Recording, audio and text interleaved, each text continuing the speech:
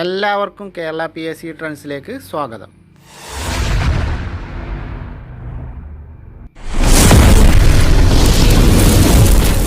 ദ്രവ്യവും പിണ്ഡവും എന്നുള്ള മോഡ്യൂളിലെ രണ്ടാമത്തെ ചാപ്റ്ററാണ് ഇന്ന് നമ്മൾ ചർച്ച ചെയ്യുന്നത്.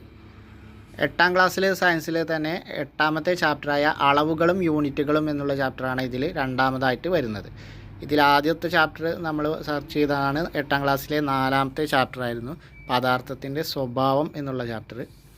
അത് കഴിഞ്ഞാൽ പിന്നെ അതിൽ വരുന്നതാണ് അളവുകളും യൂണിറ്റുകളും എന്നുള്ള ഈ 8ാമത്തെ അധ്യായം.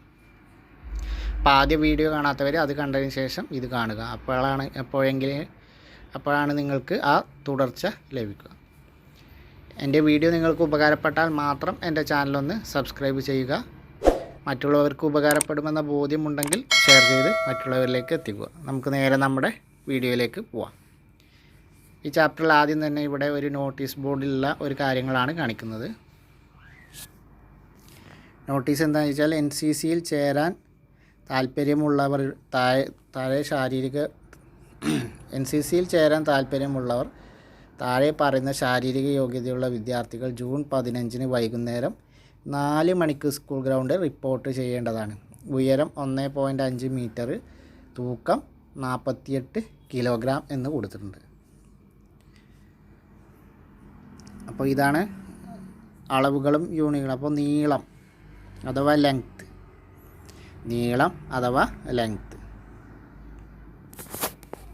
അപ്പോൾ ഇവിടെ നോട്ടീസ് ബോർഡിൽ നമ്മൾ കണ്ടു. അപ്പോൾ കുട്ടികളുടെ പേര് എഴുതിയിട്ട് നമ്മളൊരു അളവ് ഉയരം അളക്കുന്നതിനാണ് നമ്മളോട് പറഞ്ഞിട്ടുള്ളത്. അപ്പോൾ നിങ്ങൾ ലഭിച്ച അളവ് മറ്റുള്ളവരുടേതുമായി താരതമ്യം ചെയ്ത് നോക്കൂ. ഇതൊക്കെ പഠന പ്രവർത്തനമാണ്. അതിനുശേഷമുള്ള ചോദ്യങ്ങളാണ്. എല്ലാ അളവുകളും ഒരുപോലെയാണോ? അളവുകൾ തുല്യമാകാതിരുന്നത് എന്തുകൊണ്ടാണ്? എല്ലാവർക്കും ഒരേ അളവുകൾ ലഭിക്കേണ്ടതായിരുന്നില്ലേ? എങ്കിൽ അതിനായി നമുക്ക് എന്ത് ചെയ്യാം എന്നുള്ള ചോദ്യങ്ങളൊക്കെ അത് പരീക്ഷണങ്ങൾ ചെയ്തതിന് ശേഷമുള്ള ചോദ്യങ്ങളാണ്. ഇതേ മേശയുടെ നീളം ഒരേ നീളമുള്ള ഈർക്കിൽ ഉപയോഗിച്ച് അളന്ന് നോക്കൂ. എല്ലാവർക്കും ലഭിച്ച അളവ് ഒരുപോലെയല്ലേ? അതായത് നമ്മൾ വ്യത്യസ്ത അളവിലുള്ള, അപ്പോൾ ഈർക്കിളിയോ അല്ലെങ്കിൽ എന്തെങ്കിലും വ്യത്യസ്ത അളവിലുള്ള സാധനം കൊണ്ട് അളന്നു കഴിഞ്ഞാൽ എല്ലാവർക്കും ലഭിക്കുന്ന അളവ് എന്ത് ചെയ്യും? വ്യത്യാസം ഉണ്ടാവും. എന്നാൽ അത് ഒരേ നീളം ഉള്ള ഈർക്കിളി കൊണ്ടാണെങ്കിൽ എല്ലാവരുടെയും അളവ് എന്തായിരിക്കും? തുല്യമായിരിക്കും. അതിനെക്കുറിച്ചാണ് പറയുന്നത്. പണ്ട് ലോകത്തിൻ്റെ വിവിധ ഭാഗങ്ങളിൽ നീളം അളക്കുന്നതിന് പല തോതുകളും ഉപയോഗിച്ചിരുന്നു. അതിൻ്റെ ഉദാഹരണമാണ് വാര, അതുപോലെ മുഴം എന്നിവയൊക്കെ. അപ്പോൾ നീളം അളക്കുന്നതിന് പഴയ കാലത്ത് ഉപയോഗിച്ചിരുന്ന തോതുകളാണെന്ത്? വാര, മുഴം എന്നൊക്കെ പറയുന്നത്. ലോകത്തിൻ്റെ വ്യത്യസ്ത ഭാഗങ്ങളിൽ ഇത്തരം പല തോതുകൾ ഉപയോഗിക്കുന്നത് കൊണ്ടുള്ള പ്രയാസങ്ങൾ എന്തൊക്കെയാണ്? കൃത്യത ഉറപ്പാക്കാൻ കഴിയില്ല എന്നത് തന്നെയാണ് ഏറ്റവും വലിയ ഒരു പ്രയാസം. അപ്പോൾ അങ്ങനെ വ്യത്യസ്ത തോതുകൾ ഉപയോഗിക്കുന്നത് ലോകത്തിൻ്റെ വിവിധ ഭാഗങ്ങളിൽ ഉപയോഗിക്കുമ്പോൾ എന്ത് ചെയ്യും? കൃത്യത ഉറപ്പാക്കാൻ കഴിയില്ല എന്നൊരു പ്രയാസം ഉണ്ട്. നീളത്തിൻ്റെ അടിസ്ഥാന യൂണിറ്റ് ഏതാണ്? മീറ്ററാണ്. മീറ്ററിനെ നമുക്ക് എങ്ങനെ പറയാം? എന്ന് പറയാം. നീളത്തിൻ്റെ അടിസ്ഥാന യൂണിറ്റ് എന്താണ്? മീറ്ററാണ്. മീറ്ററിനെ നമ്മൾ എന്നാണ് മീറ്ററിൻ്റെ പ്രതീകം. നീളത്തിൻ്റെ അടിസ്ഥാന യൂണിറ്റ് മീറ്ററാണ്. മീറ്ററിൻ്റെ പ്രതീകമാണ് ഇനി നീളത്തിലെ ചെറിയ അളവുകൾ ഏതൊക്കെയാണെന്ന് നോക്കാം. Smaller units of length. നീളത്തിൻ്റെ അടിസ്ഥാന ഘടകം മീറ്ററാണെന്ന് പറഞ്ഞു. അതിനെ നമ്മൾ പ്രതീകത്തിൽ എന്ന പ്രതീകത്തിലാണ് അത് എഴുതുന്നത്. ഇനി ഒരു മീറ്റർ സ്കെയിൽ നമ്മളോട് പരിശോധിച്ച് നോക്കാൻ പറയുന്നത് ചെറിയ അളവുകൾ മനസ്സിലാക്കുന്നതിന് വേണ്ടിയിട്ടാണ്. ഒരു മീറ്റർ സ്കെയിലിൽ 100 തുല്യ ഭാഗങ്ങളായി വിഭജിച്ചിരിക്കുന്നു. ഇതിലെ ഓരോ ഭാഗത്തിൻ്റെയും നീളം എന്താണ്? 1 സെൻറ്റിമീറ്ററാണ്. അപ്പോൾ ഒരു മീറ്റർ എന്ന് പറയുന്നത് എന്താണ്? 100 സെൻറ്റിമീറ്ററാണ്. അപ്പോൾ 100 തുല്യ ഭാഗങ്ങളായിട്ടാണ് ഒരു മീറ്റർ സ്കെയിലിനെ ഭാഗിച്ചിരിക്കുന്നത്. അപ്പോൾ 100 തുല്യ ഭാഗങ്ങളെ നമ്മൾ എന്താണ് വിളിക്കുന്നത്? സെൻറ്റിമീറ്റർ എന്നാണ് ഈ 100 തുല്യ ഭാഗങ്ങളെ വിളിക്കുന്നത്. ഇനി 1 മീറ്ററിനേക്കാൾ നീളം കുറഞ്ഞത് അളക്കേണ്ടി വരുമ്പോൾ എന്തുപയോഗിക്കും? അപ്പോഴാണ് നമ്മൾ സെൻറ്റിമീറ്റർ ഉപയോഗിക്കുക. 1 മീറ്ററിനേക്കാൾ നീളം കുറഞ്ഞത് അളക്കേണ്ടി വരുന്ന സാഹചര്യത്തിലാണ് നമ്മൾ സെൻറ്റിമീറ്റർ ഉപയോഗിക്കുക. ഇനി സ്കെയിലിൻ്റെ തന്നെ അടുത്തുള്ള 2 വലിയ വരകൾക്കിടയിലുള്ള നീളം 1 സെൻറ്റിമീറ്ററാണെന്ന് നമ്മൾ പറഞ്ഞു. ഇനി ആ വലിയ വരകൾക്കിടയിൽ ചെറിയ വരകളുണ്ട്. അതാണെന്ത്? മില്ലിമീറ്റർ. അപ്പോൾ 1 സെൻറ്റിമീറ്റർ എന്ന് പറഞ്ഞാൽ എത്ര മില്ലിമീറ്ററാണ്? 10 മില്ലിമീറ്ററാണ്. അപ്പോൾ 1 സെൻറ്റിമീറ്ററിനെ 10 തുല്യ ഭാഗങ്ങളാക്കി ഭാഗിച്ചിരിക്കുന്നു. 1 മീറ്ററിനെ 100 തുല്യ ഭാഗങ്ങളാക്കി ഭാഗിച്ചിരിക്കുന്നു. അതാണെന്ത്? 1 സെൻറ്റിമീറ്റർ. ഇനി ആ 1 സെൻറ്റിമീറ്ററിനെ 10 തുല്യ ഭാഗങ്ങളാക്കി ഭാഗിച്ചിട്ടുണ്ട്. അതാണ് എന്താണ്? മില്ലിമീറ്റർ. 1 മില്ലിമീറ്റർ എന്ന് പറയുന്നത്. 1 സെൻറ്റിമീറ്റർ 10 തുല്യ ഭാഗങ്ങളായി ഭാഗിച്ചിരിക്കുന്നു. ഇതിലെ ഓരോ ഭാഗത്തിൻ്റെയും നീളം 1 മില്ലിമീറ്റർ ആണ് എന്ന് നമ്മളോട് പറയണം. ഇത് നമുക്കറിയുന്ന ബേസിക് കാര്യമാണ്, എങ്കിൽ കൂടി ഒന്ന് റിപ്പീറ്റ് ചെയ്തു എന്നുള്ളൂ. ഇനി മീറ്റർ എന്നുള്ള ഇവിടെ നോക്കാം.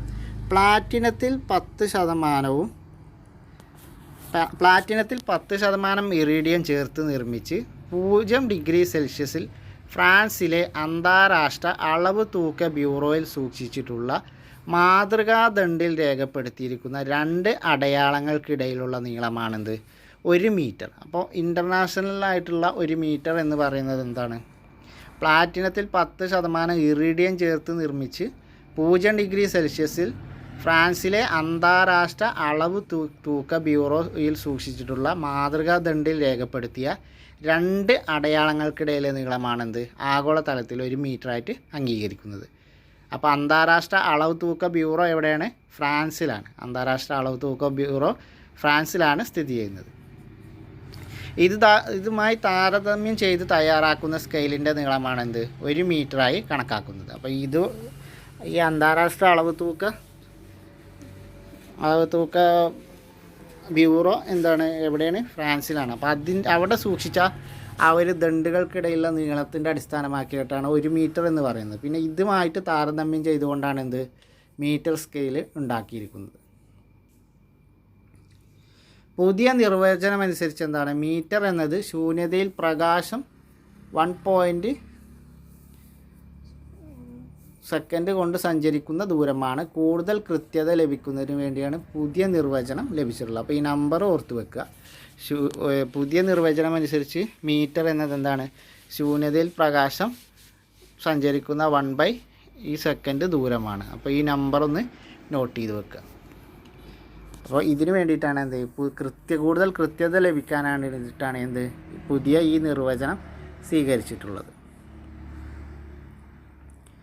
ഇനി കടലാസിൻ്റെ കനം അല്ലെങ്കിൽ തിക്നെസ് ഓഫ് പേപ്പറിൻ്റെ കനം കണ്ടുപിടിക്കാൻ നമ്മൾ എന്ത് ചെയ്യുക? അതും ഇതുപോലൊരു പരീക്ഷണമുണ്ട്. കുറേ പേപ്പറുകൾ ഇങ്ങനെ അട്ടിയായിട്ട് വെച്ചിട്ട് സ്കെയിൽ നമ്മൾ അളന്ന് നോക്കിയിട്ട് അതിലെത്ര പേപ്പർ ഉണ്ട് എന്നുള്ളത് ആ അളവിനെ പേപ്പറിൻ്റെ എണ്ണം കൊണ്ട് ഹരിച്ചാൽ എന്ത് കിട്ടും? ആ ഒരു പേപ്പർ എത്ര കട്ടിയുണ്ട് എന്നുള്ളത് കിട്ടും. അതാണ് ഇവിടെ പറയുന്നത്.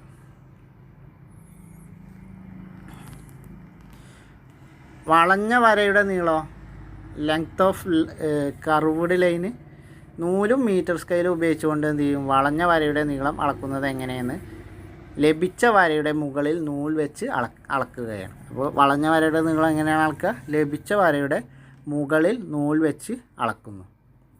ഇനി ഗോളത്തിൻ്റെ വ്യാസമാണെങ്കിൽ ഇതുപോലെ 2 തടികൾക്കിടയിൽ ഗോളം വെച്ചിട്ട് അങ്ങനെയാണ് എന്ത് വ്യാസം അളക്കുന്നത്. അപ്പോൾ വളഞ്ഞ വരയുടെ നീളം നോക്കാനുള്ള ഇത് കണ്ടു, മെത്തേഡ് കണ്ടു, പേപ്പറിൻ്റെ കണ്ടു, അതേപോലെ ഗോളത്തിൻ്റെ വ്യാസം കണ്ടു. ഇനി നമുക്ക് നീളത്തിൻ്റെ അടിസ്ഥാന യൂണിറ്റുകളെ കുറിച്ച് പഠിക്കാം. നീളത്തിൻ്റെ അടിസ്ഥാന യൂണിറ്റ് മീറ്ററാണ്, അഥവാ എം എന്ന് പ്രതീകം വരുന്ന മീറ്ററാണ് എന്ന് നമ്മൾ പറഞ്ഞു. ഇനി സൗകര്യത്തിന് വേണ്ടിയിട്ടുണ്ടത് വേറെ കുറേ ചെറിയ യൂണിറ്റുകളും ഉണ്ട്. അപ്പോൾ അത് ഏതൊക്കെയാണെന്ന് നോക്കാം. നീളത്തിൻ്റെ അടിസ്ഥാന യൂണിറ്റ് മീറ്റർ ആണെങ്കിലും സൗകര്യത്തിന് അതിൻ്റെ ചെറിയ യൂണിറ്റുകളായ സെൻറ്റിമീറ്റർ, മില്ലിമീറ്റർ ഇത് നമ്മൾ പഠിച്ചു. ഇത് രണ്ടും കൂടാതെ മൈക്രോമീറ്ററും നാനോമീറ്ററും എന്ത് ചെയ്യും? ചില സന്ദർഭങ്ങളിൽ ഉപയോഗിക്കാറുണ്ട്. അപ്പോൾ നീളത്തിൻ്റെ അടിസ്ഥാനത്തിൽ എന്താണ്? യൂണിറ്റ് മീറ്റർ എന്താണ്? നീളത്തിൻ്റെ അടിസ്ഥാന യൂണിറ്റാണ്. അതുകൂടാതെ വേറെ ഏതൊക്കെയാണ് നമ്മൾ ഉപയോഗിക്കുന്നത്? 1 സെൻറ്റിമീറ്റർ, 2 മില്ലിമീറ്റർ, 3 മൈക്രോമീറ്റർ, നാനോമീറ്ററിൻ്റെ പ്രതീകം NM ആണ്. മൈക്രോമീറ്ററിൻ്റെ പ്രതീകം നോട്ട് ചെയ്ത് വെക്കുക. എന്നാൽ 2 പ്രദേശങ്ങൾക്കിടയിലെ ദൂരം അളക്കാൻ നീളത്തിൻ്റെ വലിയ യൂണിറ്റായ കിലോമീറ്ററും ഗ്രഹങ്ങളിലേക്കും നക്ഷത്രങ്ങളിലേക്കുമുള്ള ദൂരം അളക്കേണ്ടി വരുമ്പോൾ ആസ്ട്രോണമിക്കൽ യൂണിറ്റ് പ്രകാശവർഷം, പാരാലിറ്റിക് സെക്കൻഡ്സ് അഥവാ പർസക്ക് എന്നിവയും ഉപയോഗിച്ചു വരുന്നു. അപ്പോൾ നമ്മൾ 2 പ്രദേശങ്ങൾക്കിടയിലുള്ള ദൂരം കാണാനാണെങ്കിൽ എന്ത് ചെയ്യണം? അതിൻ്റെ യൂണിറ്റ് ഏതാണ്? കിലോമീറ്ററാണ്. 2 പ്രദേശങ്ങൾക്കിടയിലുള്ള ദൂരം കാണാനുള്ള യൂണിറ്റ് ഏതാണ്? ഈ ദൂരം കാണുമ്പോൾ നമ്മൾ ആശ്രയിക്കുന്ന യൂണിറ്റ് കിലോമീറ്ററാണ്. എന്നാൽ നക്ഷത്രങ്ങളിലേക്കുള്ള ദൂരം വരുമ്പോൾ എന്തൊക്കെ നമുക്ക് ഉപയോഗിക്കും? അസ്ട്രോണമിക്കൽ യൂണിറ്റ് അഥവാ AU ഉപയോഗിക്കും. അതുപോലെ പ്രകാശവർഷം ലൈറ്റ് ഇയർ LY ഉപയോഗിക്കും. അതുപോലെ പാരാലാറ്റിക് സെക്കൻഡ്സ് അഥവാ അല്ലെങ്കിൽ പർസെക് PC. അപ്പോൾ ഈ 3 ഇതാണ് നമ്മളെന്ത് ഗ്രഹങ്ങളിലേക്കും നക്ഷത്രങ്ങളിലേക്കുള്ള ദൂരം അളക്കാൻ ഉപയോഗിക്കുന്നത്.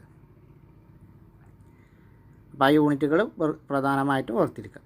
ഭൂമിയിൽ നിന്ന് സൂര്യനിലേക്കുള്ള ശരാശരി ദൂരമാണെന്ത് ഒരു അസ്ട്രോണമിക്കൽ യൂണിറ്റ്. ഒരു അസ്ട്രോണമിക്കൽ യൂണിറ്റ് എന്ന് പറഞ്ഞാൽ ഭൂമിയിൽ നിന്ന് സൂര്യനിലേക്കുള്ള ശരാശരി ദൂരമാണെന്ത് ഒരു അസ്ട്രോണമിക്കൽ യൂണിറ്റ് എന്ന് പറയുന്നത്. ഈ ദൂരം എന്ന് പറയുന്നത് ഏകദേശം എന്താണ് 15 കോടി കിലോമീറ്ററാണ്. അപ്പോൾ ഒരു അസ്ട്രോണമിക്കൽ യൂണിറ്റ് എന്ന് പറഞ്ഞാൽ ഏകദേശം എത്രയാണ്? 15 കോടി കിലോമീറ്ററാണ്. ഒരു വർഷം കൊണ്ട് പ്രകാശം സഞ്ചരിക്കുന്ന ദൂരമാണെന്ത് പ്രകാശവർഷം. ഒരു വർഷം കൊണ്ട് പ്രകാശം സഞ്ചരിക്കുന്ന ദൂരമാണ് പ്രകാശവർഷം. ഏകദേശം 15 കോടി കിലോമീറ്ററാണ് എന്ത് അസ്ട്രോണമിക്കൽ യൂണിറ്റ്. ഭൂമിയിൽ നിന്ന് സൂര്യനിലേക്കുള്ള ശരാശരി ദൂരമാണെന്ത് അസ്ട്രോണമിക്കൽ യൂണിറ്റ്. അത് ഏകദേശം 15 കോടി കിലോമീറ്ററാണ്. ഒരു വർഷം പ്രകാശം സഞ്ചരിക്കുന്ന സമയമാണെന്ത് ഒരു വർഷം കൊണ്ട് പ്രകാശം സഞ്ചരിക്കുന്ന ദൂരമാണെന്ത് പ്രകാശവർഷം. ഒരു സെക്കൻഡിൽ 3 ലക്ഷം കിലോമീറ്ററാണ് എന്ത് പ്രകാശം ശൂന്യതയിലൂടെ സഞ്ചരിക്കുന്നത്. പർസക്ക് എന്നത് എന്താണ്? 3.26 പ്രകാശവർഷം. അപ്പോൾ പ്രകാശവർഷം എന്ന് പറഞ്ഞാൽ പ്രകാശം ഒരു വർഷം കൊണ്ട് സഞ്ചരിക്കുന്ന ദൂരമാണെന്ത് പ്രകാശവർഷം. ഏകദേശം ഒരു സെക്കൻഡിൽ 3 ലക്ഷം കിലോമീറ്ററാണ് പ്രകാശം സഞ്ചരിക്കുന്നത്. ഒരു സെക്കൻഡിൽ 3 ലക്ഷം കിലോമീറ്ററാണ് പ്രകാശം സഞ്ചരിക്കുന്നത്. അപ്പോൾ അങ്ങനെ പ്രകാശം ഒരു വർഷം മുഴുവൻ സഞ്ചരിക്കുന്ന ദൂരമാണ് പ്രകാശവർഷം. ഇനി പർസക്ക് എന്ന് പറഞ്ഞാൽ 3.26 പ്രകാശവർഷമാണ്.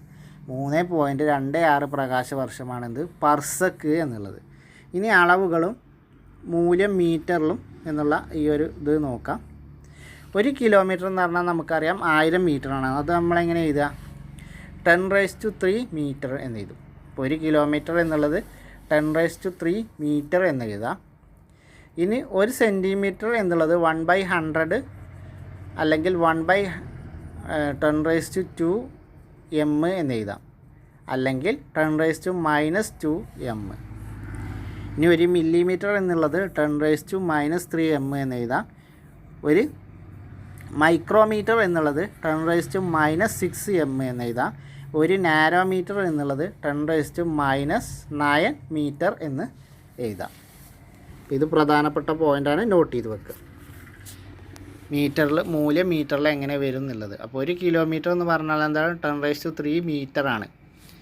ഇനി 1 സെൻറ്റിമീറ്റർ ആണെങ്കിലോ 10⁻⁻² മീറ്ററും, 1 മില്ലിമീറ്റർ ആണെങ്കിൽ 10⁻⁻3 മീറ്ററും, ഒരു മൈക്രോമീറ്റർ ആണെങ്കിൽ 10⁻⁶, നാനോമീറ്റർ ആണെങ്കിൽ 10⁻⁹ മീറ്ററുകളാണ്. അപ്പോൾ ഇത് പ്രധാനപ്പെട്ടതാണ്, നോട്ട് ചെയ്ത് വെക്കുക. ഇനി താഴെ തന്നിരിക്കുന്ന അടിസ്ഥാന വിവരങ്ങളുടെ അടിസ്ഥാനത്തിൽ താഴെ കൊടുത്ത ചോദ്യങ്ങൾക്ക് ഉത്തരം എഴുതാനാണ് പറയുന്നത്. നിശ്ചിത കനത്തിൽ കുറഞ്ഞ പ്ലാസ്റ്റിക് ക്യാരി ബാഗുകൾ നിരോധിക്കപ്പെട്ടിട്ടുണ്ടല്ലോ. ഇത്തരം ബാഗുകളുടെ കനം പ്രസ്താവിക്കുന്ന യൂണിറ്റ് ഏതാണ്? മൈക്രോ യൂണിറ്റാണ്. മൈക്രോ യൂണിറ്റാണ് നമ്മൾ പ്ലാസ്റ്റിക് ബാഗുകളുടെ കനം നിർണ്ണയിക്കുന്നത്. മൈക്രോ യൂണിറ്റാണ്. ഭൂമിയിൽ നിന്ന് സൗരയൂഥത്തിലേക്ക് ഒരു ഗ്രഹത്തിലേക്കുള്ള ദൂരം 4 AU ആണ് എന്നതുകൊണ്ട് എന്താണ് അർത്ഥമാക്കുന്നത്? 4 അസ്ട്രോണമിക്കൽ യൂണിറ്റാണ് എന്നർത്ഥം. കാരണം ഭൂമിയിൽ നിന്ന് സൂര്യനിലേക്കുള്ള ശരാശരി ദൂരമാണെന്ത് ഒരു അസ്ട്രോണമിക്കൽ യൂണിറ്റ്. അങ്ങനെയുള്ള 4 അസ്ട്രോണമിക്കൽ യൂണിറ്റ് ദൂരമുണ്ട് ഇവിടുന്ന് ഭൂമിയിൽ നിന്ന് സൗരയൂഥത്തിലെ ഒരു ഗ്രഹത്തിലേക്ക്. അപ്പോൾ ഒരു അസ്ട്രോണമിക്കൽ യൂണിറ്റ് എന്ന് പറഞ്ഞാൽ 15 കോടി വർഷങ്ങളാണ്. ഒരു അസ്ട്രോണമിക്കൽ യൂണിറ്റ് എന്ന് പറഞ്ഞാൽ 15 കോടി വർഷങ്ങളാണ്. 15 കോടി കിലോമീറ്ററാണ് ഒരു അസ്ട്രോണമിക്കൽ യൂണിറ്റ് എന്ന് പറഞ്ഞാൽ. 15 കോടി കിലോമീറ്ററാണ്. അപ്പോൾ 4 അസ്ട്രോണമിക്കൽ യൂണിറ്റ് എന്ന് പറഞ്ഞാൽ 15 × 4 അത്രയും കോടി കിലോമീറ്ററാണ്. ഒരു പ്രകാശവർഷം എത്ര കിലോമീറ്റർ ആണെന്ന് കണ്ടെത്തി എഴുതും. ഒരു പ്രകാശവർഷം എത്ര കിലോമീറ്ററാണ് എന്ന് നമ്മളോട് കണ്ടെത്തി എഴുതാണ്. പ്രകാശം സെക്കൻഡിൽ 3 ലക്ഷം കിലോമീറ്റർ ദൂരം സഞ്ചരിക്കുന്നു എന്ന് പറഞ്ഞു. അപ്പോൾ അത് വെച്ചിട്ട് ഒരു വർഷത്തിൽ എത്രയെന്നുള്ളത് കണ്ടുപിടിക്കാനാണ്. ഭൂമിയിൽ നിന്ന് തിരുവാതിര നക്ഷത്രത്തിലേക്കുള്ള ദൂരം ഏത് യൂണിറ്റിൽ പ്രസ്താവിക്കുന്നതാണ് സൗകര്യം? ഇത് നമുക്ക് എന്താണ് പർസക്ക് യൂണിറ്റിൽ പ്രസ്താവിക്കുന്നതാണ് സൗകര്യം. കാരണം അത്രയും ദൂരമുള്ളത് കൊണ്ട് തന്നെ പർസെക് യൂണിറ്റിൽ പ്രസ്താവിക്കുന്നതാണ് സൗകര്യം. പർസെക് യൂണിറ്റ് എന്ന് പറഞ്ഞാൽ 3.26 പ്രകാശവർഷമാണ് ഒരു പർസെക്. ഇനി ഇവിടെ നമ്മൾ അളവെടുക്കുമ്പോൾ ശ്രദ്ധിക്കേണ്ടതാണ്, അങ്ങനെ സ്കെയിൽ ചെരിയാൻ പാടില്ല. അതുപോലെ കണ്ണിൻ്റെ സ്ഥാനം എങ്ങനെയാവണം എന്നുള്ളത് കറക്റ്റ് സ്റ്റഡി ആയിരിക്കണം, നടുവിലായിരിക്കണം, സൈഡിൽ നിന്ന് നോക്കാൻ പാടില്ല എന്നുള്ളത്. നീളം അളക്കാൻ ഉപയോഗിക്കുന്ന അടിസ്ഥാന യൂണിറ്റുകളും അതുമായി ബന്ധപ്പെട്ട ചെറുതും വലുതുമായ അളവുകളൊക്കെ നമ്മളിപ്പോൾ മനസ്സിലാക്കി. അടുത്തതാണ് മാസ്. ഒരു വസ്തുവിൽ അടങ്ങിയിരിക്കുന്ന ദ്രവ്യത്തിൻ്റെ അളവാണെന്ത്? അതിൻ്റെ മാസ്. മാസ് എന്ന് പറഞ്ഞാൽ എന്താണ്? ഒരു വസ്തുവിൽ അടങ്ങിയിരിക്കുന്ന ദ്രവ്യത്തിൻ്റെ അളവാണ് അതിൻ്റെ മാസ്. ഒരു വസ്തുവിൽ അടങ്ങിയിരിക്കുന്ന ദ്രവ്യത്തിൻ്റെ അളവിനെയാണ് നമ്മൾ എന്ത് പറയുന്നത്? ആ വസ്തുവിൻ്റെ മാസ് എന്ന് പറയുന്നത്. മാസിൻ്റെ അടിസ്ഥാന യൂണിറ്റ് കിലോഗ്രാം ആണ്. കെ ജി എന്നതാണ് ഇതിൻ്റെ പ്രതീകം. മാസിൻ്റെ അടിസ്ഥാന യൂണിറ്റ് കിലോഗ്രാം ആണ്. കെ ജി എന്നതാണ് എന്ത്? മാസിൻ്റെ അല്ലെങ്കിൽ കിലോഗ്രാമിൻ്റെ പ്രതീകം. ഇനി 1 കിലോഗ്രാം മാസ് നമ്മൾ പറഞ്ഞു അന്താരാഷ്ട്ര അളവ് തൂക്ക ബ്യൂറോ എന്ന് പറഞ്ഞു ഫ്രാൻസിൽ. അപ്പോൾ അതിൻ്റെ അടിസ്ഥാനത്തിലാണ് എല്ലാതും നിശ്ചയിക്കപ്പെടുന്നത്. 1 കിലോഗ്രാം മാസ് എന്ന് പറഞ്ഞാൽ എന്താണ്? 90% പ്ലാറ്റിനം, 10% ഇറീഡിയം എന്നിവയുടെ ലോഹ സങ്കരം കൊണ്ട് നിർമ്മിച്ച ഫ്രാൻസിലെ അന്താരാഷ്ട്ര അളവ് തൂക്ക ബ്യൂറോയിൽ സൂക്ഷിച്ചിട്ടുള്ള ഒരു സിലിണ്ടറിൻ്റെ മാസാണ് എന്ത്? 1 കിലോഗ്രാമായിട്ട് അന്താരാഷ്ട്ര യൂണിറ്റായിട്ട് ഉപയോഗിക്കുന്നത്. ഇതുപോലെ ന്യൂഡൽഹിയിലെ നാഷണൽ ഫിസിക്കൽ ലബോറട്ടറിയിലും എന്തുണ്ട്? സൂക്ഷിച്ചിട്ടുണ്ട്. അപ്പോൾ ന്യൂഡൽഹിയിലെ നാഷണൽ ഫിസിക്കൽ ലബോറട്ടറിയിലും ഇത് സൂക്ഷിക്കപ്പെട്ടിട്ടുണ്ട്. 1 കിലോഗ്രാം എന്നുള്ള സിലിണ്ടർ. അപ്പോൾ പ്ലാറ്റിനം 90%, ഇറീഡിയം 10% എന്നിവയുടെ ലോഹ സങ്കരം കൊണ്ട് നിർമ്മിച്ച് ഫ്രാൻസിലെ അന്താരാഷ്ട്ര അളവ് തൂക്ക ബ്യൂറോയിൽ സൂക്ഷിച്ചിട്ടുള്ളതാണെന്ത്? സിലിണ്ടറിൻ്റെ മാസാണെന്ത്? അന്താരാഷ്ട്ര തലത്തിൽ 1 കിലോഗ്രാമായിട്ട് കണക്കാക്കുന്നത്. ഇന്ത്യയിലെ ന്യൂഡൽഹിയിലെ നാഷണൽ ഫിസിക്കൽ ലബോറട്ടറിയിലും ഇതുപോലൊരു മാതൃക സൂക്ഷിച്ചു വെച്ചിട്ടുണ്ട്.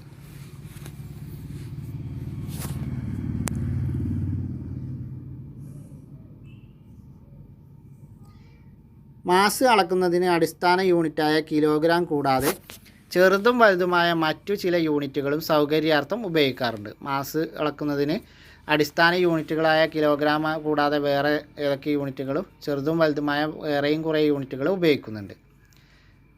അതിൻ്റെ ഉദാഹരണങ്ങളാണ് മില്ലിഗ്രാം, ഗ്രാം, കിൻഡൽ, ടണ്ണ് എന്നിവ. മില്ലിഗ്രാം, ഗ്രാം, കിൻഡൽ, ടണ്ണ് എന്നിവയൊക്കെ എന്താണ്? മാസിൻ്റെ മറ്റ് യൂണിറ്റുകളാണ്.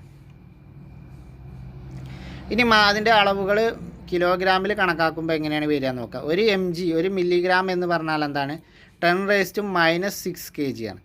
ഇത് നിർബന്ധമായിട്ടും നിങ്ങൾ നോട്ട് ചെയ്തും പഠിക്കേണ്ട പോയിന്റുകളാണ്. 1 മില്ലിഗ്രാം എന്ന് പറഞ്ഞാൽ അത് കിലോഗ്രാമിൽ എത്രയാണ്? 10⁻⁻6 കിലോഗ്രാമാണ്. 1 ഗ്രാം എന്ന് പറയുമ്പോൾ 10⁻³ കിലോഗ്രാമാണ്. 1 കിൻഡൽ എന്ന് പറയുമ്പോൾ 10⁻² കിലോഗ്രാമാണ്. 1 ടണ്ണ് എന്ന് പറയുമ്പോൾ 10⁻³ കിലോഗ്രാമാണ്. ഒന്നുകൂടെ അറിയാം. 1 mg എന്ന് പറയുമ്പോൾ അത് കിലോഗ്രാമിൽ എങ്ങനെ കണക്കാക്കുക? 10⁻⁻6 അല്ലെങ്കിൽ 1/10⁻⁶ kg. ഇനി 1 ഗ്രാം എന്ന് പറയുമ്പോൾ 1/1000 kg അല്ലെങ്കിൽ 1/10⁻³ kg അല്ലെങ്കിൽ 10⁻³ kg ഇങ്ങനെ കണക്കാക്കാം. 1 കിൻഡൽ എന്ന് പറയുമ്പോൾ പിന്നെ എന്താണ്? 10² kg. 10² kg ആണ് 1 കിൻഡൽ. 100 കിലോഗ്രാമാണ് എന്ത്? 1 കിൻഡൽ. 1 ടണ്ണ് എന്ന് പറയുമ്പോൾ എന്താണ്? 1000 kg ആണ്. 1000 kg ആണ്. അപ്പോൾ 10⁻³ kg. അപ്പോൾ ഇങ്ങനെയാണ് ഇതിൻ്റെ അളവുകളും മൂല്യം കിലോഗ്രാമിലും. അപ്പോൾ ഇത് നിർബന്ധമായിട്ടും പഠിക്കുക. അടുത്തതാണ് സമയം. ഇവിടെ നമുക്ക് കുറച്ച് ഫോട്ടോസ് തന്നിട്ടുണ്ട്. രാവിലെ, ഉച്ച, വൈകുന്നേരം എന്ന് പറഞ്ഞിട്ട് സ്കൂളിൻ്റെ. ഇവയിൽ നീളം ഏറ്റവും കുറഞ്ഞ നിഴൽ രൂപപ്പെടുന്നത് എപ്പോഴായിരിക്കും? അത് ഉച്ചക്കായിരിക്കും. നിഴലുകളുടെ നീളത്തിലെ വ്യത്യാസം നിരീക്ഷിച്ച് സമയം നിർണ്ണയിക്കാൻ നിങ്ങൾ ശ്രമിച്ചിട്ടുണ്ടോ? അങ്ങനെ ഉള്ള കാര്യങ്ങളാണ് പറയുന്നത്. അപ്പോൾ നമ്മുടെ പൂർവികൾ വസ്തുക്കളുടെ നിഴൽ നോക്കി ഏകദേശ സമയം നിർണ്ണയിച്ചിരുന്നു. അപ്പോൾ ഏതിൻ്റെ അടിസ്ഥാനത്തിൽ? നിഴൽ ഘടികാരങ്ങളായിരുന്നു ഇങ്ങനെ നിഴൽ നോക്കി സമയം നിശ്ചയിക്കാനും ഉപയോഗിച്ചിരുന്നു. അപ്പോൾ നമ്മുടെ പൂർവികൾ വസ്തുക്കളുടെ നിഴൽ നോക്കിക്കൊണ്ട് ഏകദേശം സമയം അവർ നിർണ്ണയിച്ചിരുന്നു. അതുപോലെ നിഴൽ ഘടികാരമാണ് ഇതിന് ഉദാഹരണം. പഴയ കാലത്ത് സമയം നോക്കാൻ ഉപയോഗിച്ചിരുന്ന ഉപകരണമാണ് നിഴൽ ഘടികാരം. ഇനി സോളാർ ദിനം. ഒരു സോളാർ ദിനം എന്ന് പറഞ്ഞാൽ ഒരു നട്ടുച്ച മുതൽ അടുത്ത നട്ടുച്ച വരെയുള്ള സമയമാണെന്ത് ഒരു സോളാർ ദിനം. ഒരു നട്ടുച്ച മുതൽ അടുത്ത നട്ടുച്ച വരെയുള്ള സമയമാണെന്ത് ഒരു സോളാർ ദിനം. ഒരു നട്ടുച്ച മുതൽ അടുത്ത നട്ടുച്ച വരെയുള്ള സമയത്താണ് നമ്മളെന്ത് ഒരു സോളാർ ദിനം എന്ന് പറയുന്നത്.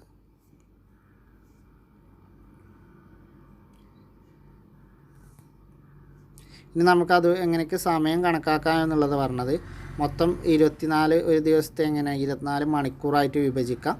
ഒരു മണിക്കൂർ എന്ന് പറഞ്ഞാൽ എത്രയാണ്? 60 മിനിറ്റാണ്. 60 മിനിറ്റ് എന്ന് പറഞ്ഞാൽ 60 സെക്കൻഡാണ്. അപ്പോൾ ഇങ്ങനെ മനസ്സിലാക്കി കഴിഞ്ഞാൽ എന്ത് ചെയ്യും? സമയത്തിൻ്റെ അടിസ്ഥാന യൂണിറ്റ് സെക്കൻഡാണ് എന്ന് നമുക്ക് മനസ്സിലാക്കാം. ഇതിൻ്റെ പ്രതീകമാണ് എസ്. സമയത്തിൻ്റെ അടിസ്ഥാന യൂണിറ്റ് ഏതാണ്? സെക്കൻഡാണ്. അതിൻ്റെ പ്രതീകമാണ് എസ്. ദൂരത്തിൻ്റെ അടിസ്ഥാന യൂണിറ്റ് മീറ്ററാണ്. അതിൻ്റെ പ്രതീകമാണ് എം. ഈ കാര്യങ്ങൾ നിർബന്ധമായിട്ട് ഓർത്തിരിക്കുക. അടുത്തത് അടിസ്ഥാന യൂണിറ്റുകൾ അഥവാ ഫണ്ടമെൻ്റൽ യൂണിറ്റ്സ്. അടിസ്ഥാന യൂണിറ്റുകൾ അല്ലെങ്കിൽ ഫണ്ടമെൻ്റൽ യൂണിറ്റ്സ്.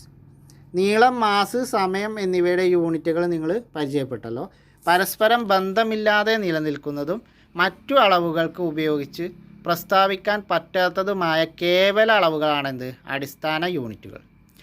അപ്പോൾ അടിസ്ഥാന യൂണിറ്റുകൾ എന്ന് പറഞ്ഞാൽ എന്താണ്? പരസ്പരം ബന്ധമില്ലാതെ നിലനിൽക്കുന്നതും അതുപോലെ മറ്റു അളവുകൾ ഉപയോഗിച്ച് പ്രസ്താവിക്കാൻ പറ്റാത്തതുമായ കേവല അളവുകളാണെന്ത് അടിസ്ഥാന യൂണിറ്റുകൾ. പരസ്പരം ബന്ധമില്ലാതെ നിലനിൽക്കും, അവ പരസ്പരം ബന്ധം ഉണ്ടാവില്ല. അതുപോലെ മറ്റു അളവുകൾ ഉപയോഗിച്ചുകൊണ്ട് എന്ത് ചെയ്യുക? പ്രസ്താവിക്കാൻ കഴിയുകയും ഇല്ല. അപ്പോൾ ഇങ്ങനെയുള്ള അളവുകളെയാണ് നമ്മൾ എന്ത് പറയുന്നത്? കേവല അളവുകൾ. ഇങ്ങനെയുള്ള കേവല അളവുകളാണ് നമ്മൾ എന്ത് പറയുന്നത്? അടിസ്ഥാന അളവുകൾ അല്ലെങ്കിൽ ഫണ്ടമെൻ്റൽ യൂണിറ്റ്സ് എന്ന് പറയുന്നത്. ഇപ്പോൾ ഉദാഹരണം പറയുകയാണെങ്കിൽ നമുക്ക് ഓയിലാണ് കണക്കാക്കുകയാണെങ്കിൽ ലിറ്റർ എന്ന് കണക്കാക്കാം. പഞ്ചസാരയാകുമ്പോൾ നമുക്ക് കിലോഗ്രാം എന്ന് കണക്കാക്കാം. ഓയിലാകുമ്പോൾ നമുക്കതൊരു കിലോഗ്രാം എന്നത് കണക്കാക്കാൻ കഴിയില്ലല്ലോ. അതാണ്. അപ്പോൾ ഇങ്ങനെയുള്ള യൂണിറ്റുകളെയാണ് നമ്മൾ ഫണ്ടമെൻ്റൽ യൂണിറ്റ് അല്ലെങ്കിൽ അടിസ്ഥാന യൂണിറ്റുകൾ എന്ന് പറയുന്നത്. ഈ അടിസ്ഥാന യൂണിറ്റുകളെ ആസ്പദമാക്കിയുള്ള പദ്ധതിയാണെന്ത് യൂണിറ്റുകളുടെ അന്താരാഷ്ട്ര പദ്ധതി, ഇൻ്റർനാഷണൽ സിസ്റ്റം ഓഫ് യൂണിറ്റ്സ്. അതിൻ്റെ ചുരുക്കെഴുത്താണ് SI യൂണിറ്റ്. അപ്പോൾ ഈ അടിസ്ഥാന യൂണിറ്റുകളെ ആസ്പദമാക്കിയുള്ള പദ്ധതിയാണെന്ത് യൂണിറ്റുകളുടെ അന്താരാഷ്ട്ര പദ്ധതി. ഈ അടിസ്ഥാന യൂണിറ്റുകളെ ആസ്പദമാക്കിയുള്ള പദ്ധതിയാണെന്ത് യൂണിറ്റുകളുടെ അന്താരാഷ്ട്ര പദ്ധതി അല്ലെങ്കിൽ ഇൻ്റർനാഷണൽ സിസ്റ്റം ഓഫ് യൂണിറ്റ്സ്. ഇതിൻ്റെ ചുരുക്കെഴുത്താണ് എന്ത് SI യൂണിറ്റ്. അപ്പോൾ SI യൂണിറ്റ് എന്ന് പറഞ്ഞാൽ എന്താണ്? ഇൻ്റർനാഷണൽ സിസ്റ്റം ഓഫ് യൂണിറ്റാണ് SI യൂണിറ്റ് എന്ന് അറിയപ്പെടുന്നത്. അടിസ്ഥാന യൂണിറ്റുകളെ ആസ്പദമാക്കിയുള്ള പദ്ധതിയാണെന്ത് ഇൻ്റർനാഷണൽ സിസ്റ്റം ഓഫ് യൂണിറ്റ്സ് അല്ലെങ്കിൽ SI യൂണിറ്റ്. ഇനി നീളം, മാസ്, സമയം എന്നിവയുടെ യൂണിറ്റുകൾ SI പദ്ധതിയിലെ മറ്റ് അടിസ്ഥാന യൂണിറ്റുകൾ ഏതൊക്കെയാണ്? അതായത് നീളം, മാസ്, സമയം എന്നിവയുടെ യൂണിറ്റുകൾ കൂടാതെ SI പദ്ധതിയിലെ മറ്റു അടിസ്ഥാന യൂണിറ്റുകൾ ഏതൊക്കെയാണെന്നുള്ളത് ഇവിടെ ഒരു കോളത്തിൽ തന്നിട്ടുണ്ട്. പ്രധാനപ്പെട്ട കോളാണ്, നിർബന്ധമായിട്ടും നോട്ട് ചെയ്ത് വെക്കുക, പഠിക്കുക. ആദ്യത്തേതാണ് നീളം അല്ലെങ്കിൽ ലെങ്ത്ത്. ലെങ്ത്തിൻ്റെതാണ് SI യൂണിറ്റ്, അടിസ്ഥാന യൂണിറ്റാണ് മീറ്റർ, M. മാസിൻ്റെ ആണെങ്കിൽ കിലോഗ്രാം, kg. സമയത്തിൻ്റെ ആണെങ്കിൽ സെക്കൻഡ്, S. ഇത്രയും കാര്യങ്ങൾ സിമ്പിളാണ്, നമുക്കറിയാവുന്നതാണ്. നീളമാണെങ്കിൽ മീറ്റർ, പ്രതീകം M. മാസാണെങ്കിൽ കിലോഗ്രാം, പ്രതീകം kg. സമയത്തിൻ്റെ ആണെങ്കിൽ സെക്കൻഡാണ്, അതിൻ്റെ പ്രതീകം S. ഇനി വൈദ്യുത പ്രവാഹ തീവ്രതയാണെങ്കിലോ ആംബിയർ ആണ്, അതിൻ്റെ പ്രതീകം A. വൈദ്യുത പ്രവാഹ തീവ്രത ആണെങ്കിൽ എന്താണ്? ഇലക്ട്രിക് കറണ്ടിൽ അഥവാ വൈദ്യുത പ്രവാഹ തീവ്രതയാണെങ്കിൽ ആംബിയർ, അതിൻ്റെ പ്രതീകം A. താപനിലയാണെങ്കിൽ കെൽവിന്, അതിൻ്റെ പ്രതീകം K. താപനിലയാണെങ്കിൽ കെൽവിന്, അതിൻ്റെ പ്രതീകം K. പദാർത്ഥത്തിൻ്റെ അളവാണെങ്കിൽ മോളിൻ്റെത് MOL എന്നാണ് പ്രതീകം. പദാർത്ഥത്തിൻ്റെ അളവ് അല്ലെങ്കിൽ എമൗണ്ട് ഓഫ് സബ്സ്റ്റൻസ് ആണെങ്കിൽ മോളാണ്, മോളിൻ്റെ പ്രതീകം MOL എന്നാണ്. പ്രകാശ തീവ്രതയാണെങ്കിൽ കാൻഡിലാണ്, അതിൻ്റെ പ്രതീകം CD ആണ്. പ്രകാശ തീവ്രതയുടെ യൂണിറ്റ് SIയിലെ യൂണിറ്റ് ഏതാണ്? കാൻഡിലാണ്, അതിൻ്റെ പ്രതീകം CD ആണ്. ഒന്നും കൂടി പറയാം. നീളം, ലെങ്ത്ത്, അല്ലെങ്കിൽ നീളത്തിന് എന്താണ് മീറ്ററാണ് പ്രതീകം എം, മാസിനാണെങ്കിൽ കിലോഗ്രാം പ്രതീകം kg, സമയത്തിനാണെങ്കിൽ സെക്കൻഡ് പ്രതീകം s, വൈദ്യുത പ്രവാഹ തീവ്രതക്കാണെങ്കിൽ ആംബിയർ പ്രതീകം a, താപനിലയാണെങ്കിൽ കെൽവിനാണ് പ്രതീകം k, പദാർത്ഥത്തിൻ്റെ അളവാണെങ്കിൽ മോളാണ് പ്രതീകം mol, പ്രകാശ തീവ്രതയാണെങ്കിൽ കാൻഡിലയാണ് പ്രതീകം cd. അപ്പോൾ ഇത്രയും കാര്യങ്ങൾ നിങ്ങൾ നിർബന്ധമായിട്ടും ഓർത്തിരിക്കണം. അടുത്തതാണ് വിൽപ്പന്ന യൂണിറ്റുകൾ, ഡിറൈവ്ഡ് യൂണിറ്റ്സ്. വിൽപ്പന്ന യൂണിറ്റുകൾ അല്ലെങ്കിൽ ഡിറൈവ്ഡ് യൂണിറ്റ്സ്. അടിസ്ഥാന യൂണിറ്റുകൾ ഉപയോഗിച്ച് പ്രസ്താവിക്കുന്ന അടിസ്ഥാന യൂണിറ്റുകളെ ആശ്രയിച്ച് നിലനിൽക്കുന്നതോ ആയ യൂണിറ്റുകളാണെന്ത്? വിൽപ്പന്ന യൂണിറ്റുകൾ. അപ്പോൾ അടിസ്ഥാന യൂണിറ്റുകൾ ഉപയോഗിച്ച് പ്രസ്താവിക്കുന്നതോ അല്ലെങ്കിൽ അടിസ്ഥാന യൂണിറ്റുകളെ ആശ്രയിച്ച് നിലനിൽക്കുന്നതോ ആയ യൂണിറ്റുകളാണെന്ത്? വിൽപ്പന്ന യൂണിറ്റുകൾ അഥവാ ഡിറൈവ്ഡ് യൂണിറ്റ്സ്. അടിസ്ഥാന യൂണിറ്റുകൾ ഉപയോഗിച്ച് പ്രസ്താവിക്കുന്നതോ അടിസ്ഥാന യൂണിറ്റുകളെ ആശ്രയിച്ച് നിലനിൽക്കുന്നതോ ആയ യൂണിറ്റുകളാണെന്ത്? വിൽപ്പന്ന യൂണിറ്റുകൾ അല്ലെങ്കിൽ ഡിറൈവ്ഡ് യൂണിറ്റ്സ് എന്ന് പറയപ്പെടുന്നു. അതിൻ്റെ ഉദാഹരണമാണെങ്കിൽ നമ്മൾ പറയുകയാണെങ്കിൽ പരപ്പളവ്. ഇപ്പോൾ പരപ്പളവ് കാണുകയാണെങ്കിൽ നമ്മൾ അതെന്താണ്? നീളം ഇൻറ്റു വീതിയാണ് പരപ്പളവ്. അപ്പോൾ നീളത്തിൻ്റെ യൂണിറ്റും മീറ്ററാണ്, വീതിയുടെ യൂണിറ്റും മീറ്ററാണ്. അപ്പോൾ നമ്മൾ എന്ത് ചെയ്യും? M into M is equal to M square. അങ്ങനെയാണ് നമ്മൾ എന്ത് ചെയ്യുക? പരപ്പളവിൻ്റെ യൂണിറ്റ് മീറ്റർ സ്ക്വയർ എന്ന് വരാൻ കാരണം രണ്ട് യൂണിറ്റും സെയിം ആണ്. അപ്പോൾ അത് ഗുണിക്കുമ്പോൾ എന്താണ്? അതിൻ്റെ സ്ക്വയർ വരും. അങ്ങനെയാണ് നമ്മൾ എന്ത് ചെയ്യുന്നത്? വിൽപ്പന്ന യൂണിറ്റുകൾ എന്ന് പറയുന്നത് ഇതാണ്. ഈ പരപ്പളവിൻ്റെയൊക്കെ യൂണിറ്റ് അതിന് ഉദാഹരണമാണ് മീറ്റർ സ്ക്വയർ എന്നുള്ളത്. അപ്പോൾ നീളത്തിൻ്റെ അടിസ്ഥാന യൂണിറ്റിനെ ആസ്പദമാക്കിയാണ് ഇത് പരപ്പളവിൻ്റെ യൂണിറ്റ് പ്രസ്താവിക്കുന്നത്. അപ്പോൾ അടിസ്ഥാന യൂണിറ്റുകൾ ഉപയോഗിച്ച് പ്രസ്താവിക്കുന്ന ഇത്തരം യൂണിറ്റുകളാണെന്ത്? വിൽപ്പന്ന യൂണിറ്റുകൾ. ഇനി നമ്മൾ SI യൂണിറ്റിൽ അല്ലെങ്കിൽ സംബന്ധിച്ച് കുറേ കാര്യങ്ങൾ നമ്മൾ പറഞ്ഞു. SI യൂണിറ്റിലെ അളവുകളും അതിൻ്റെ പ്രതീകങ്ങളും ഒക്കെ നമ്മൾ പറഞ്ഞു. ഇനി ഇതിൻ്റെ സവിശേഷതകൾ എന്തൊക്കെയാണ്? SI യൂണിറ്റിൻ്റെ സവിശേഷതകൾ എന്താണ്? ഏകീകൃത യൂണിറ്റുകളാണ്. ലോകം മുഴുവൻ അംഗീകരിച്ച ഏകീകൃത യൂണിറ്റുകളാണ്. അന്താരാഷ്ട്ര അംഗീകാരമുള്ളതാണ്. അതായത് ഏകീകൃത യൂണിറ്റുകളാണ്. യൂണിറ്റിനൊരു ഏകീകൃത സ്വഭാവമുണ്ട്. അതുപോലെ എന്താണ്? അന്താരാഷ്ട്ര അംഗീകാരമുള്ളതാണ്. എല്ലായിടത്തും ലോകത്തിൻ്റെ എവിടെ ചെന്നാലും ഒരേ അളവ് തന്നെയാണ്. പിന്നെ എല്ലാ ഭൗതിക അളവുകളും പ്രസ്താവിക്കാൻ പര്യാപ്തമാണ്. ഭൗതികമായ എല്ലാ അളവുകളും പ്രസ്താവിക്കാൻ പര്യാപ്തമായതാണ് എന്ത്? SI unit.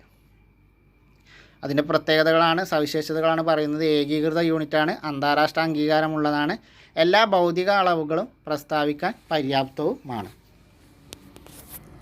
ഇനി ഇലയുടെ പരപ്പളവ് കാണാനാണ് നമുക്ക് ഒരു എന്താ പറയുക, ഒരു ഗ്രാഫിൽ വെച്ചിട്ട് ചെയ്യാനാണ് പറഞ്ഞത്. പരീക്ഷണം ചെയ്യാനാണ്. അപ്പോൾ നോക്കാം. ഇനി അടുത്തത് വ്യാപ്തവും സാന്ദ്രതയും. വ്യാപ്തവും സാന്ദ്രതയും, വോളിയം ആൻഡ് ഡെൻസിറ്റി. ചതുരാകൃതിയിൽ ഉള്ളതും ഒരേ വലിപ്പമുള്ളതുമായ മരക്കട്ട, തെർമോക്കോൾ എന്നിവ എടുക്കുക. ഇവയ്ക്ക് സ്ഥിതി ചെയ്യാൻ എത്ര സ്ഥലം ആവശ്യമാണ്? ഒരു വസ്തുവിന് സ്ഥിതി ചെയ്യാൻ ആവശ്യമായ സ്ഥലത്തിൻ്റെ അളവിനെ അതിൻ്റെ വ്യാപ്തം എന്ന് പറയുന്നു.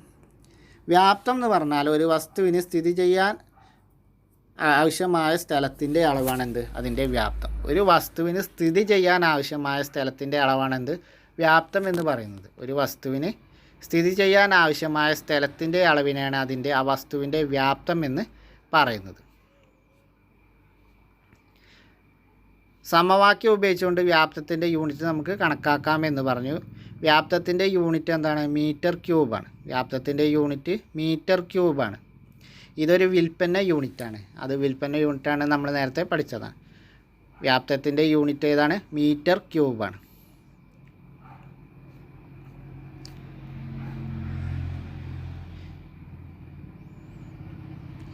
ഇനി മാസ് ബൈ വ്യാപ്തം എന്ന് പറയും. ഇനി സാന്ദ്രത കാണാനുള്ള സൂത്രവാക്യമാണ് മാസ് ബൈ വ്യാപ്തം. സാന്ദ്രത കാണാനുള്ള സൂത്രവാക്യമാണ് മാസ് ബൈ വ്യാപ്തം എന്നുള്ളത്. സാന്ദ്രതയുടെ യൂണിറ്റ് എന്താണ്? മാസിൻ്റെ യൂണിറ്റും വ്യാപ്തത്തിൻ്റെ യൂണിറ്റും കൂടി ചേർന്നതാണ് സാന്ദ്രതയുടെ യൂണിറ്റ്. കിലോഗ്രാം പെർ മീറ്റർ ക്യൂബാണ്. കിലോഗ്രാം പെർ മീറ്റർ ക്യൂബാണ് എന്ത്? സാന്ദ്രതയുടെ യൂണിറ്റ്. സാന്ദ്രത എന്ന് പറഞ്ഞാൽ എങ്ങനെയാണ്? മാസ് ബൈ വ്യാപ്തമാണ്. മാസ് ബൈ വ്യാപ്തമാണ് സാന്ദ്രത. അപ്പോൾ സാന്ദ്രതയുടെ യൂണിറ്റ് എങ്ങനെയാണ് വരിക? മാസിൻ്റെ യൂണിറ്റായ കിലോഗ്രാമും വ്യാപ്തത്തിൻ്റെ യൂണിറ്റായ മീറ്റർ ക്യൂബും ചേർന്ന് കിലോഗ്രാം പെർ മീറ്റർ ക്യൂബാണ് എന്ത്? സാന്ദ്രതയുടെ യൂണിറ്റ്. ഒന്നും കൂടി പറയാം, സാന്ദ്രത എന്ന് പറഞ്ഞാൽ എന്താണ്? മാസ് ബൈ വ്യാപ്തമാണ്. അതിൻ്റെ യൂണിറ്റ് എന്താണ്? കിലോഗ്രാം പെർ മീറ്റർ ക്യൂബാണ്. രണ്ടിൻ്റെയും ഇവിടെ യൂണിറ്റ് ചേർന്നിട്ടാണ് നമ്മൾ സാന്ദ്രതയുടെ യൂണിറ്റ് പറയുക.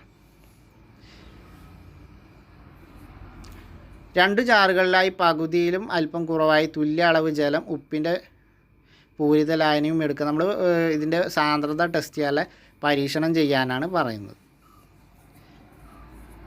ഉപ്പ് ലായനിയുടെ മാസ് കൂടുതലാണ്. അപ്പോൾ ഉപ്പ് ലായനിയുടെ മാസ് കൂടുതലാണ് എന്ന് നമുക്ക് ഈ പരീക്ഷണങ്ങളിൽ നിന്ന് മനസ്സിലായിട്ടുണ്ട്. ഇനി ഇവിടെ ചാവ് കടൽ എന്ന് പറഞ്ഞാൽ അതിൻ്റെ ഒരു ഉദാഹരണമാണ്. പലസ്തീനും ജോർദാനും ഇടയിൽ സ്ഥിതി ചെയ്യുന്ന ചാവ് കടലിൽ ഒരാൾ കിടന്ന് പത്രം വായിക്കുന്ന ചിത്രമാണ്. അപ്പോൾ ചാവ് കടൽ എവിടെയാണ് സ്ഥിതി ചെയ്യുന്നത്? പലസ്തീനും ജോർദാനും ഇടയിലാണ് ചാവ് കടൽ സ്ഥിതി ചെയ്യുന്നത്. ഉപ്പ് വെള്ളത്തിൻ്റെ സാന്ദ്രത ഏറ്റവും കൂടുതൽ കാണപ്പെടുന്ന ഭാഗമാണെന്ത്? ചാവ് കടൽ. 1 ലിറ്റർ ജലത്തിൽ 340 ഗ്രാം ആണെന്ത്? ചാവ് കടലിലെ ഉപ്പിൻ്റെ അളവ്.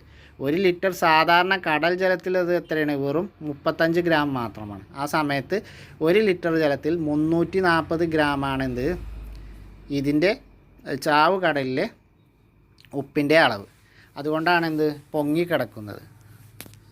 ചാവ് കടൽ വരുന്നത് ജോർദാനും പലസ്തീൻ്റെ ഇടയിലാണ്. അവിടുത്തെ ഉപ്പിൻ്റെ അളവ് എന്ന് പറയുന്നത് 340 ഗ്രാമാണ് 1 ലിറ്റർ ജലത്തിൽ. സാധാരണ കടൽ ജലത്തിലാണെങ്കിൽ അത് വെറും 35 ഗ്രാമാണ്. 2 ചോദ്യങ്ങൾ ഓർത്തിരിക്കുക. സാധാരണ കടൽ ജലത്തിൽ 1 ലിറ്റർ കടൽ ജലത്തിലുള്ള ഉപ്പ് എത്രയാണ്? 35 ഗ്രാമാണ്. എന്നാൽ ചാവ് കടലിലാണെങ്കിലോ 1 ലിറ്റർ ജലത്തിൽ 340 ഗ്രാമാണ്.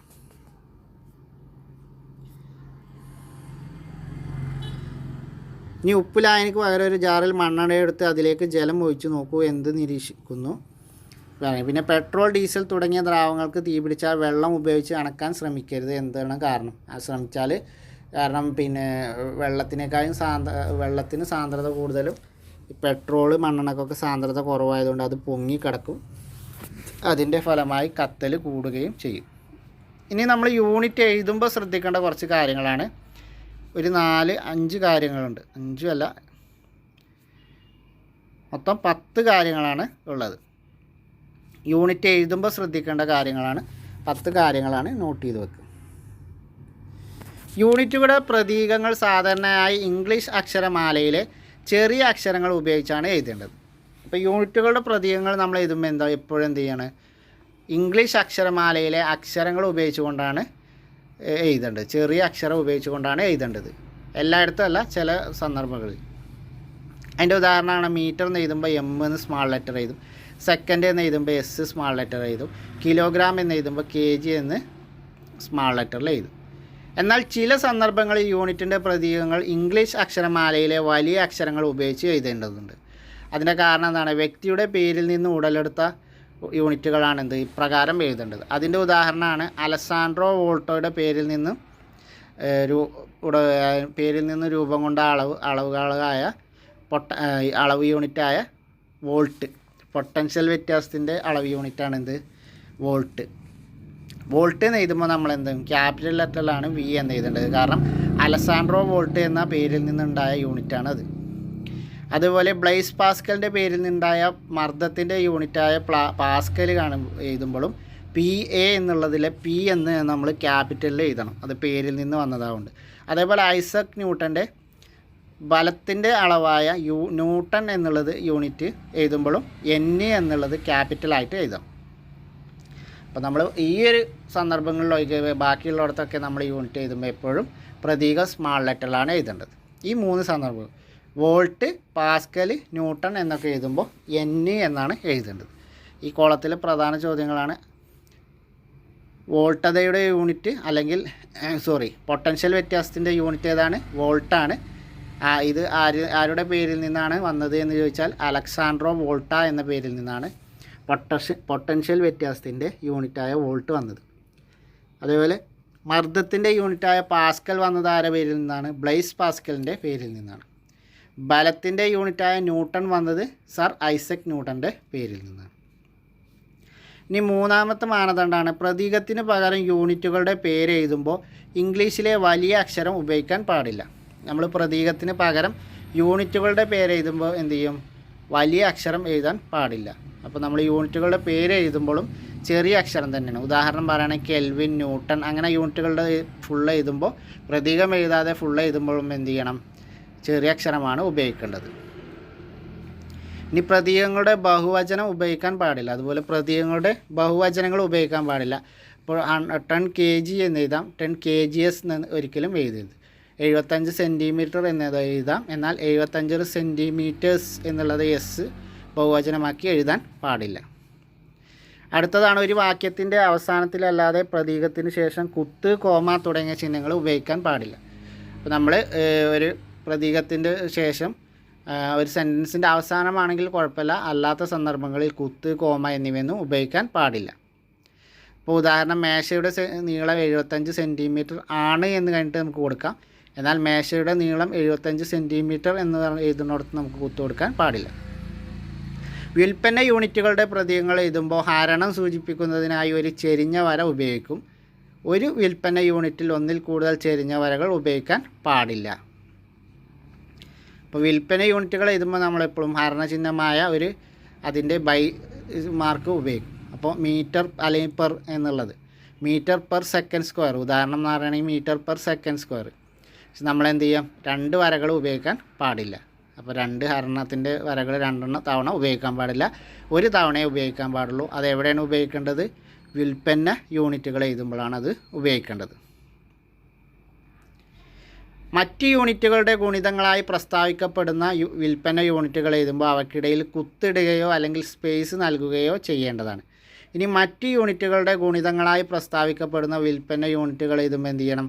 അവയ്ക്കിടയിൽ കുത്തിടുകയോ അല്ലെങ്കിൽ സ്പേസ് ഇടുകയോ ചെയ്യേണ്ടതാണ്. ഉദാഹരണം, n.m അല്ലെങ്കിൽ n/m, ന്യൂട്ടൺ സ്പേസ് മീറ്റർ അല്ലെങ്കിൽ ന്യൂട്ടൺ.മീറ്റർ. അപ്പം ഇങ്ങനെ എഴുതുമ്പോൾ ഈ കുത്ത് അല്ലെങ്കിൽ സ്പേസ് നിർബന്ധമായിട്ടും കൊടുക്കണം. ഇനി യൂണിറ്റുകളുടെ പ്രതീകവും യൂണിറ്റിൻ്റെ പേരും ഒരു വ്യുൽപ്പന്ന യൂണിറ്റിൽ ഇടകലർത്തി ഉപയോഗിക്കരുത്. അപ്പോൾ യൂണിറ്റിൻ്റെ പ്രതീകവും അതുപോലെ യൂണിറ്റിൻ്റെ പേരും എന്ത് ചെയ്യരുത്? ഒരു വ്യുൽപ്പന്ന യൂണിറ്റിൽ ഇടകലർത്തി കൊണ്ട് ഉപയോഗിക്കാൻ പാടില്ല. അപ്പോൾ പറയുകയാണെങ്കിൽ കിലോഗ്രാം പെർ മീറ്റർ ക്യൂബ് എന്ന് എഴുതാം, എന്നാൽ കിലോഗ്രാം പെർ മീറ്റർ ക്യൂബ് എന്ന് എഴുതാം.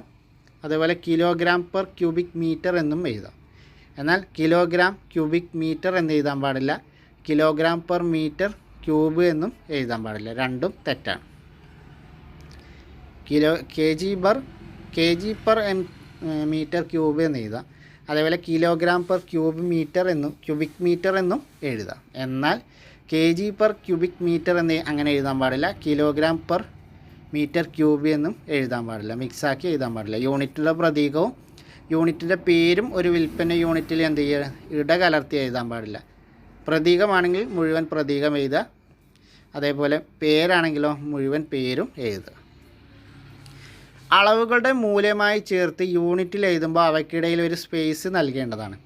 അളവുകളുടെ മൂല്യവുമായി ചേർത്ത് എഴുതുമ്പോൾ എന്ത് ചെയ്യണം? അവയ്ക്കിടയിൽ ഒരു സ്പേസ് നൽകണം. ഉദാഹരണം പറയുകയാണെങ്കിൽ 273K. ഇപ്പോൾ 273K എന്നിങ്ങനെ അടുപ്പിച്ച് എഴുതരുത്. ആ 273 സംഖ്യ കഴിഞ്ഞാൽ ഒരു K സ്പേസ് നിർബന്ധമായിട്ടും നമ്മൾ കൊടുക്കണം. അളവുകളുടെ മൂല്യവുമായി ചേർത്ത് എന്ത് ചെയ്യണം? യൂണിറ്റ് എഴുതുമ്പോൾ അവയ്ക്കിടയിൽ ഒരു സ്പേസ് നിർബന്ധമായിട്ടും നമ്മൾ കൊടുക്കണം. ഒരു അളവിനെ സൂചിപ്പിക്കാൻ ഒന്നിൽ കൂടുതൽ യൂണിറ്റുകൾ ഉപയോഗിക്കാൻ പാടില്ല. ഒരു അളവിനെ സൂചിപ്പിക്കാൻ ഒരിക്കലും എന്ത് ചെയ്യരുത്? ഒന്നിൽ കൂടുതൽ യൂണിറ്റുകൾ ഉപയോഗിക്കാൻ പാടില്ല. ഉദാഹരണം പറയുകയാണെങ്കിൽ 10.25 മീറ്റർ എന്ന് എഴുതാം, എന്നാൽ 10 മീറ്റർ 25 സെൻറ്റിമീറ്റർ എന്ന് എഴുതുന്നത് തെറ്റാണ്. അപ്പോൾ ഒരളവിനെ സൂചിപ്പിക്കാൻ ഒന്നിൽ കൂടുതൽ യൂണിറ്റുകൾ ഉപയോഗിക്കാൻ പാടില്ല. മീറ്ററിലാണെങ്കിൽ പൂർണ്ണമായും മീറ്റർ എന്ന്, സെൻറ്റിമീറ്റർ ആണെങ്കിൽ പൂർണ്ണമായിട്ടും സെൻറ്റിമീറ്റർ എന്ന് എഴുതുക. രണ്ടും കൂടെ മിക്സാക്കി എഴുതാൻ പാടില്ല. അപ്പോൾ ഇത്രയാണ് ഈ ചാപ്റ്ററിൽ നമുക്ക് പഠിക്കാനുള്ളത്. അളവുകളും തൂക്കങ്ങളും എന്നുള്ള ചാപ്റ്റർ വളരെ പ്രധാനപ്പെട്ട ഒരു ചാപ്റ്ററാണ്. അപ്പോൾ ഈ ഒരു ചാപ്റ്ററോടുകൂടി നമുക്ക് ഈ 8ാം ക്ലാസ്സിലെ 2 ചാപ്റ്റേഴ്സ് കഴിഞ്ഞു. ഇനി നമുക്ക് 9ാം ക്ലാസ്സിലെ ഒരു ചാപ്റ്ററും കൂടി ഈ ഒരു മൊഡ്യൂളിൽ നമുക്ക് പഠിക്കാനുണ്ട്. ഇനി ഇവിടെ ചോദ്യം തന്നിരിക്കുകയാണ്, താഴെ കൊടുത്ത യൂണിറ്റുകളെ അവയുടെ മൂല്യത്തിൻ്റെ ആരോഹണ ക്രമത്തിൽ എഴുതാനാണ്. ആരോഹണം എന്ന് പറയുമ്പോൾ ചെറുതിൽ നിന്ന് വലുതിലേക്ക് എഴുതാനാണ്. mm, nm, cm, pm. അപ്പോൾ ഇതിൽ ഏറ്റവും ചെറുത് നാരോമീറ്ററാണ്. ഓപ്ഷൻ എയിലുള്ളത് നാരോമീറ്റർ. അത് കഴിഞ്ഞാൽ മൈക്രോമീറ്റർ, അത് കഴിഞ്ഞാൽ മില്ലിമീറ്റർ, പിന്നെ സെൻറ്റിമീറ്റർ.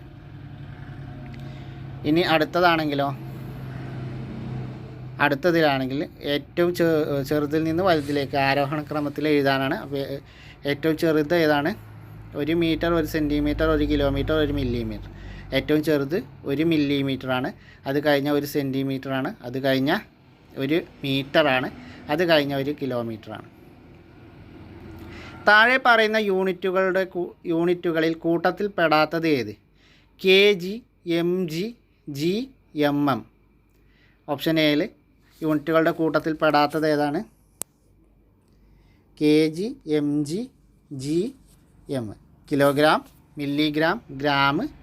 പിന്നെ അതിൽ പെടാത്തത് mm ആണ്. മില്ലിമീറ്റർ ഇതിൽ പെടില്ല.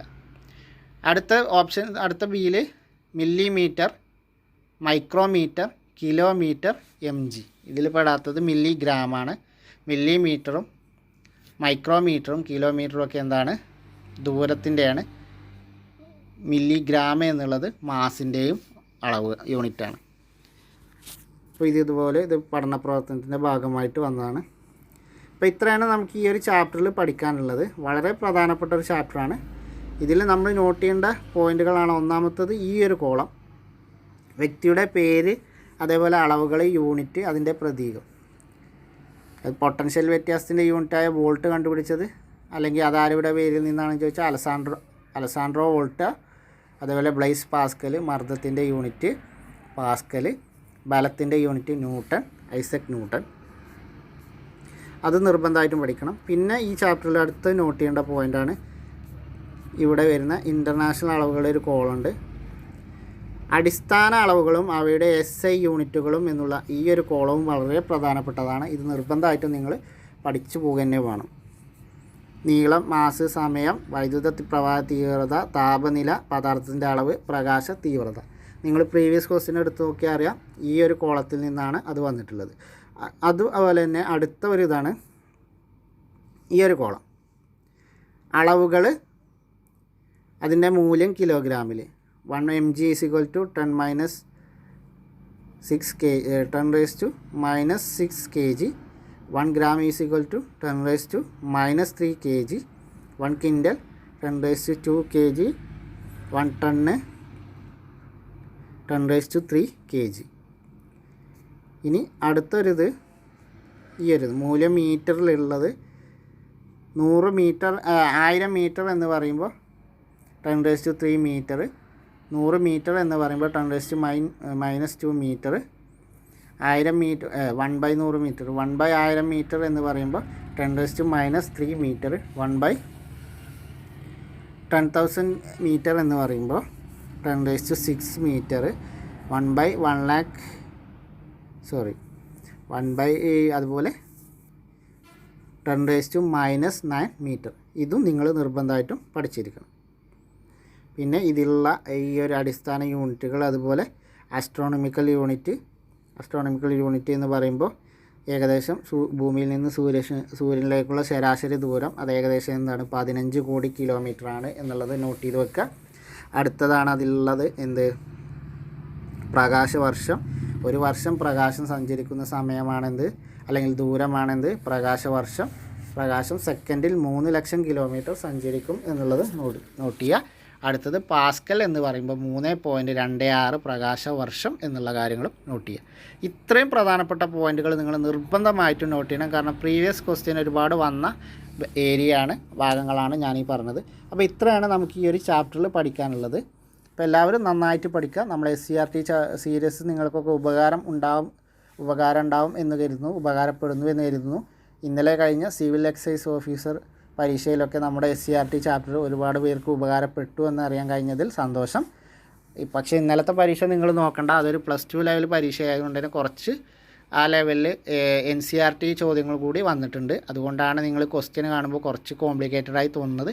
പക്ഷേ നിങ്ങൾ പേടിക്കേണ്ട, LDCക്കും LGSനൊന്നും ആ ലെവലിൽ വരില്ല. ഇതൊക്കെ 10th ലെവലാവുകൊണ്ട് LDCക്കൊക്കെ SCERT ബേസ്ഡ് തന്നെ വരുള്ളൂ, NCERT കൂടുതൽ വരില്ല. അപ്പോൾ എല്ലാവരും നന്നായിട്ട് പഠിക്കുക. നമ്മൾ ഈ ക്ലാസ്സൊക്കെ കഴിഞ്ഞതിന് ശേഷം നമ്മൾ NCERT ഒക്കെ ചർച്ച ചെയ്യും. അതുകൊണ്ട് പേടിക്കണ്ട, നമ്മുടെ ഭാഗം ഞാൻ ക്ലാസ്സുകളൊക്കെ തന്ന് ക്ലിയറാക്കും. നിങ്ങളുടെ ഭാഗം നിങ്ങളും ക്ലിയർ ആക്കുക. അപ്പോൾ നമുക്ക് മറ്റൊരു വീഡിയോയുമായി നാളെ കാണാം. അതുവരെ എല്ലാവർക്കും താങ്ക് യു.